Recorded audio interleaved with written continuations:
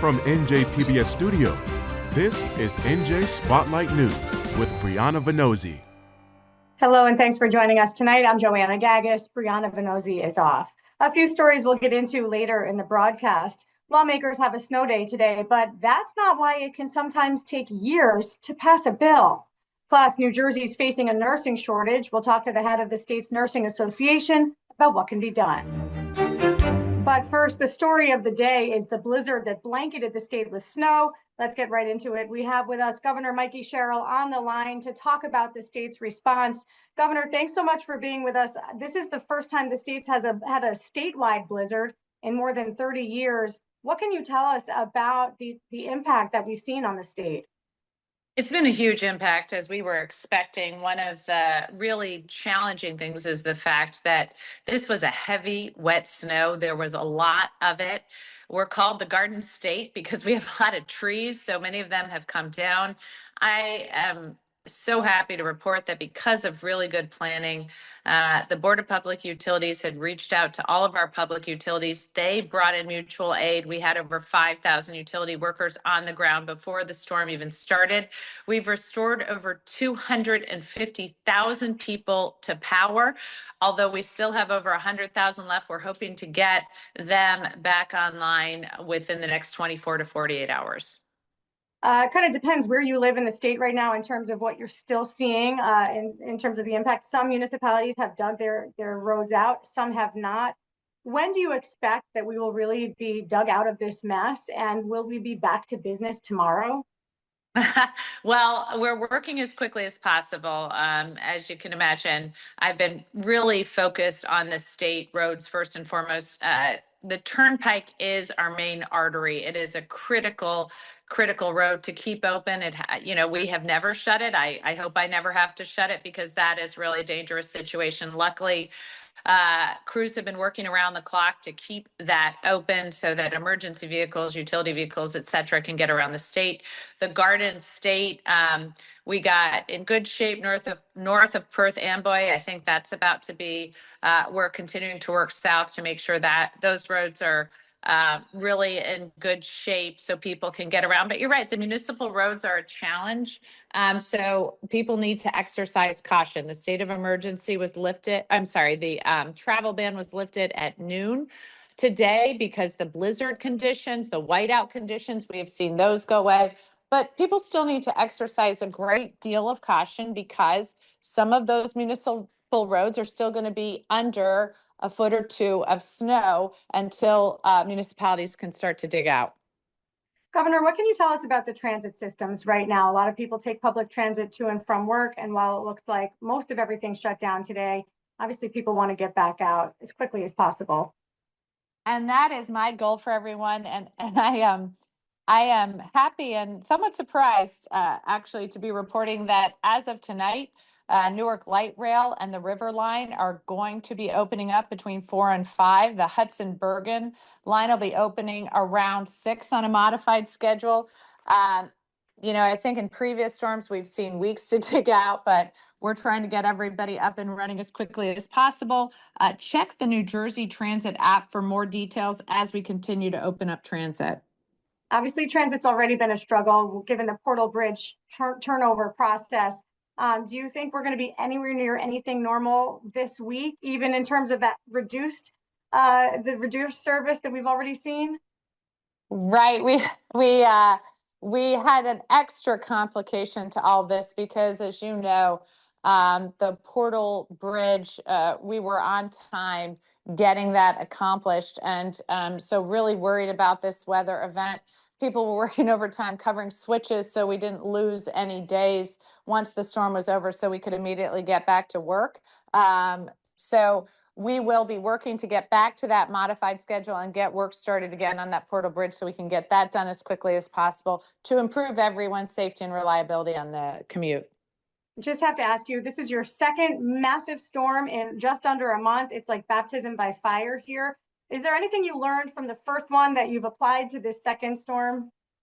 Well, luckily, when you serve in the Navy, you sort of hope for the best but plan for the worst. There's a lot of crisis management that goes on there, and that's exactly what we got to work on. In fact, on my inauguration day, members of my team were being briefed by the Weather Service about what might be coming. And then shortly thereafter, we started to have our routine of meetings with all of the groups that are involved in this type of an emergency. The Operations Emergency Management with the state troopers, the Department of Transportation, New Jersey Transit, the Turnpike, and the state DPWs, the Department of Public Works, bringing everyone in, the Board of Public Utilities, so that we could make sure we had a good understanding of where all the problems might be. And then as we went into the storm, getting constant updates on what it was looking like across the state. So for example, as we realized that a lot of this storm was centered around areas of that JCP&L and ACE were involved in, now PSE&G has cut loose their mutual aid workers, so they have surged into those areas to get people's power back online as quickly as possible. We are, because we've been working so closely with the New Jersey Transit, getting those lines up tonight, which if you'd asked me just a couple of hours ago when I'm looking outside at 2 feet of snow, I would have been skeptical, but we're getting that light rail up as quickly as possible. We'll continue to announce openings as we go forward. All right, Governor Mikey Sherrill, appreciate you coming on, talking with us today. Well, thank you so much. Stay safe and have a good one. As New Jersey officials work to get the state back up and running, Raymond Santana takes a closer look at the impact of this historic blizzard.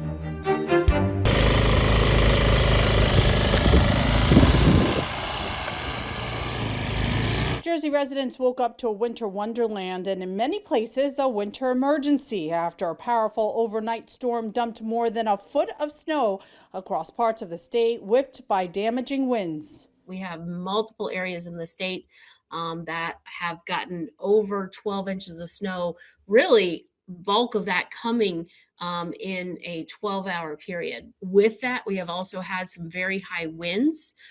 We had wind gusts above 60 miles per hour at the Atlantic City Airport. And of course, when you have the combination of snow with winds, that can lead to some very dangerous conditions, blowing and drifting snow, as well as leading to reduced visibility, the whiteout conditions that you hear about. And that's why the whole state was under a blizzard warning for this storm. Forecasters say snowfall totals are the highest New Jersey has seen in roughly a decade. More than 130,000 homes and businesses were without power as heavy, wet snow clung to trees and power lines before strong winds took hold. So for the most part, this was a mostly snow event. And with that, it did start off as that very heavy, wet snow. And as people are waking up today and looking out the windows, you probably see a lot of the snow sticking to trees and power lines. That's probably from the very beginnings of this storm. The preliminary snow amounts that we're seeing with this are the highest snow amounts that we have seen since the 2016 storm.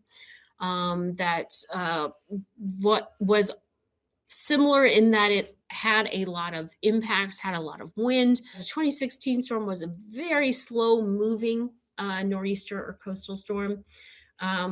Whereas this one, for a nor'easter and coastal storm, this one was a pretty fast moving one. Governor Sherrill declared a state of emergency Sunday afternoon. Schools across the state closed. A travel ban went into effect overnight, and public transit largely shut down, while more than 1,000 flights were canceled at Newark Liberty International Airport, according to FlightAware. The New Jersey Office of Emergency Management extended mandatory travel restrictions from 9 p.m. Sunday until noon today. While that travel restriction has ended, motorists are strongly encouraged to avoid unnecessary travel as hazardous conditions persist in some parts of the state. After yesterday, we had 6.9 inches of snow on Sunday. That was just enough to tie us for the record of the most snow on a Sunday in any winter, tying it with 2005, 2006. Joe Martucci, owner of Cup of Joe Weather and Drone, says storms like this are becoming more frequent again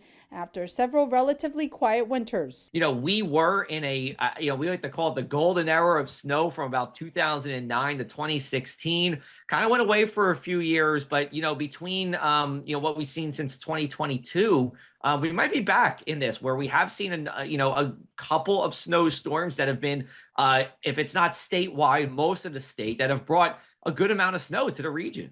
This storm also differed from January's complex system that brought a messy mix of sleet, freezing rain, and rain. So the last storm, we got warmer and we saw a lot of mixed precipitation. This storm, we got colder and we saw just rain and just snow. State climatologist Dave Robinson says even as winters trend warmer overall, heavy snowstorms remain part of New Jersey's climate and winter isn't over yet. We're not done yet. January and February are on par with each other for the two snowiest months of the year. December and March are on par for about the second snowiest months, or the third or fourth snowiest months of the year. So in other words, we can still see snow in March that equals snow that we occasionally see in December storms. So I'm not saying that's going to happen, but this doesn't necessarily mark the last snowfall of the year. Officials say NJ Transit service will remain suspended with a gradual return once crews can safely clear tracks and restore operations. The governor is also urging any residents experiencing power outages to contact their utility provider for updates and assistance. For NJ Spotlight News, I'm Raven Santana. Coming up, is New Jersey's legislative process broken? Why are so many bills passed in the lame duck session? We'll take a look next. Major funding for NJ Spotlight News is provided in part by NJM Insurance Group, serving the insurance needs of residents and businesses for more than 100 years. New Jersey's process for passing laws can look different than other states depending on when the bill was written and how the legislature takes it up. More often than not, bills sit drafted waiting to be heard by the legislature until the lame duck session, which is the last few months of the legislative session before newly elected officials take over. Our senior writer and projects editor, Colleen O'Day, took a deep dive into this issue and how it impacts democracy in the state as part of our Under the Dome series. Colleen joins us now. Colleen, so great to talk to you. It's a convoluted process that happens here in New Jersey. Just first walk us through really how we understand the budgeting process to be laid out by the governor, and then how these bills end up being written throughout the year. What happens is legislators come in at the beginning of a session, and the sessions are 2 years long. They do something called pre-filing bills, and there are thousands and thousands of bills that are pre-filed. Some of them will never even get a hearing. Others will kind of, get hearings and move through the process as the 2 years go on. But what winds up happening often is it's the very end of the session, this lame duck period, which is after the November election, that a lot of bills suddenly get pushed in, and other bills. And last year there were 630 bills that were just introduced in the last 2 months of the legislature. What do other states do that might be a more efficient and more democratic process in terms of spreading the hearings for these types of bills out over the full legislative session, and compare that to New Jersey, where they're really cramming? Yeah, so there are many states, in fact, don't have a full year legislature. We happen to be one of the 7 or 8 that do have a full year legislature. But some of the things that I heard from lobbyists and advocates who I talked to for the story, some of the things they were saying that happens is that many states will have combined committees. So instead of having an assembly committee and a Senate committee, each hear a bill, each perhaps tweak the bill, then it has to go back from one house to another so that the changes get agreed upon, that other states will have a joint committee hear a bill. This way it's one bill. Everybody can come out to one hearing, as opposed to what often happens in the state legislature, where The bill is being heard in committees in both houses at the same time. And, someone told me the only way they can really manage that is if they were able to clone themselves. So that's one of the ways they think that things could work better. Another way to improve transparency, I was told, is that some states, Nevada, for instance, has locations where people can go and testify remotely. People are also allowed to testify at the start of a hearing or at the end of a hearing, so that you don't necessarily have to be there for 8 hours until the end of a hearing, which is when your bill might be heard. That discourages a lot of people from staying because people have families, they have children to pick up, they have dinner to make. So that was another suggestion that I heard. I know in your reporting on this topic, you spoke to a lot of advocates, community organizers and advocates who say that this really minimizes democracy in the sense that it doesn't give the public enough opportunity to react to some of the decisions that are made, doesn't give the media time for scrutiny, and even legislators themselves and the governor often don't have the time for real meaningful consideration of the process. What would they like to see changed in addition to some of what you just explained? So they say, don't set a time limit for when you can introduce bills, and many states do that. Maybe say you can introduce legislation in lame duck, or at least maybe make the end of November the cutoff. We saw bills that were introduced on January 4th, on the same day that, some were introduced January 4th, but there were some bills introduced on January 8th, the same day they were going to be heard in a committee. So if you were at that committee hearing, you could not see that piece of legislation. It wasn't available on the legislature's website yet. How can you make intelligent comments about a bill you haven't seen yet? And then they're voted on January 12th, 4 days later. There's just not enough time. So what advocates would like to see is a cutoff on when legislation can be introduced, and certainly bills being posted, before they are heard in a committee, so that people have time to see what they're commenting on. Colleen, people might say, well, this is just insiders complaining about the process, but you laid out the numbers and just how many bills actually move in this final stretch. It's staggering. What are those numbers? Right. So 633 bills were introduced in just the last, it's just about 8 weeks, 2 months. 1,100 were acted upon in that short time period. More than 150 were acted upon in both houses on that last day. We had marathon sessions, about 7.5 hours in the Assembly, 3 hours total in the Senate, but they had to keep waiting for the Assembly to act. So they were there pretty much all day as well. And then we look at the governor's actions. The governor signed 47 bills that were introduced at the last moment, in that last lame duck session. 123 on his last day, 225 in January. That's 40% of the bills that were enacted, Murphy signed just in that last month. I want to switch gears quickly because some news came over the weekend after a lot of back and forth. Was a facility purchased in Roxbury to house detainees, or was it not? The township did issue a statement saying that it finally did receive confirmation that DHS purchased Delphin Industrial to create an immigration detention facility. What are we hearing from I might mention, all Republican council in response to that news, Colleen? Yeah, they're very upset. I mean, they were essentially telling this company, we don't want this facility. We don't think it's appropriate in our community, and not necessarily for political reasons, because as you point out, they are an all Republican committee. But this is not too far from a residential neighborhood. It's kind of in the middle of nowhere in terms of being in Roxbury, New Jersey on Route 46. It's a 470,000 square foot facility that had apparently been on the market for a while. The town, we're told, offered tax breaks to help redevelop the property. Again, so 20 million, right? 20 million in tax breaks. Because they don't want this facility there, and yet all of their efforts just went ignored. And so they're very angry. They're also upset with Congressman Tom Kean Jr., who represents the town, saying that they had been asking him for help, and they don't think he did enough to try to prevent this from happening. He says that he has been working behind the scenes and that he will continue to try to do whatever he can to make the process or make this palatable, I guess, to everyone. But we don't know what's going to come from this at this point. And Mayor Sean Patillo said that it was inconceivable and stunning that they received no communication from DHS throughout the process. But we have to leave it there. Senior writer and projects editor Colleen O'Day, thank you so much. Thanks so much, Joanna.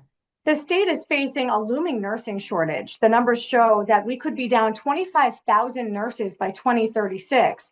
The problem's not a new one, but there hasn't been a real solution. Joining us right now is Peggy Farrell Dangerfield, president of the New Jersey State Nurses Association, to talk this through. Peggy, thanks so much for being with us. We've known about this shortage for years, but can you just help us understand how we got here? Well, nurses make up the largest segment of the healthcare workforce, and we have known this is coming for a while. And as you said, HRSA has predicted a shortage in New Jersey of over 24,000 nurses by 2036. HRSA, and this shortfall, HRSA being, sorry to interrupt you, but HRSA? Health Resources and Services Administration. Go ahead. And so we know that this will affect the healthcare needs of our residents, and there's only a few states that have a worse shortage predicted. So we knew this was coming for a while, but of course, COVID-19 exacerbated the issue. The pandemic made us look at the nurses who were working, and many left the profession, many retired at that point, and it made it an even more critical issue for the nursing shortage. We also in New Jersey have an aging population, and we know that as our residents age, they have more need for healthcare services. And our nurses are also aging. So our nurses are retiring, and that contributes. We have high burnout rates. In New Jersey, nurses face both burnout and stress, leading sometimes to early retirement and oftentimes to career changes. Let me jump in there, Peggy, and just ask you, you said that there's an impact on patients, and we talk about this sometimes from a statistical point of view, right? With 25,000 by 2036. But what is the impact on patients if we get to this 2036 year and we haven't closed this gap? Well, without the nurses to staff, let's start with bedside nursing. Without the nurses to staff hospital systems, the patients are getting older. They are more ill than when I started. The acuity is higher. And with less nurses taking care of those patients, there's issues with their care and with setting priorities. So nurses do have some moral distress with prioritizing the care and being able to give the care that they need. So we need to look at staffing, and we need to understand that staffing affects both patients and nurses. So studies have shown that adequate staffing in hospital systems lower morbidity, lower mortality, reduce readmission rates, reduce errors, reduce infections, falls, and those things. And for nurses, it reduces burnout and stress, it reduces turnover, and it also reduces physical injury. And that burnout and stress ends up becoming just a snowball effect, right? When you already have a shortage and then you have nurses leaving because they're overburdened. Let me just ask you this. We see that there are a number of responses, both from hospital systems like Barnabas Health that is just opened or developing a new nursing school. And then there are legislators who are crafting legislation. I want to ask your opinion. What are the appropriate responses here? What do you think actually solves this problem? So we always look to our legislature with the introduction of bills that support things. And I know that you, if you want to look at both past and current legislation, one thing that was done in 2024 was we have a nurse loan redemption program, and that helps with the nursing faculty. So another issue with the pipeline for nurses is to ensure that we have nursing faculty. And that law did increase the amount that a nurse faculty can redeem up to $50,000 over 5 years. So that was So that important. they're less burdened with debt when they do end up entering the field. Exactly. And just a But- few seconds left, if you could just tell us what else you think is a great solution here. Academic practice partnerships where colleges and university partner with hospital systems to ensure that there are clinical placements for nurses as they come through their educational program. Our safe staffing and patient protection bill, which is in the legislature right now, to mandate nurse-patient ratios so that we don't have that moral distress and we have adequate staff to care for our patients. All right, Peggy Farrell Dangerfield, I'm so sorry we have to leave it there, but I appreciate you coming on and sharing your perspective with us. Thank you. All right. Thank you so much. And that's going to do it for us tonight. I'm Joanna Gaggis for the entire crew here at NJ Spotlight News. Thanks for being with us. Please stay safe and warm, and we'll see you right back here tomorrow. New Jersey Education Association, making public schools great for every child. NJM Insurance Group has been part of New Jersey for over a century. We support our communities through NJM's corporate giving program, supporting arts and culture-related and nonprofit organizations that serve to improve the lives of children, rebuild communities, and help to create a new generation of safe drivers. We're proud to be part of New Jersey. NJM, we've got New Jersey covered.